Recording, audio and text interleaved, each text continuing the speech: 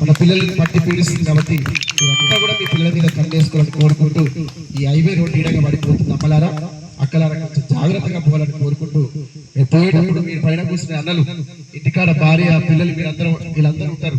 మీరు పోతప్పుడు ఖచ్చితంగా కూడా హెల్మెట్ పెట్టుకొని పోవాలి. వెనకంగా ఓడొస్తుంటూ ముందలంగా ఓడొస్తుందని చూసుకొని పోవాలి. కాబట్టి మీరు హెల్మెట్ పెట్టుకోకుండా పోతే ఎవడన్నా సడన్ నచ్చిపోతే అడ్డం పడిపోతే మీ ప్రాణాలు పోతే ఇంటికాడ మీ పిల్లల పరిస్థితి మీ భార్య పరిస్థితితో ఒకసారి ఆలోచించుకోవాలి కోరుకుంటూ ఒకరా ఇద్దరా ఎందరో ఈ రోడ్డు మీద ప్రాణాలు వదులుతున్నారు. ఒకరా ఇద్దరా ఎందరో ఈ రోడ్డు మీద ప్రాణాలు వదులుతున్నారు.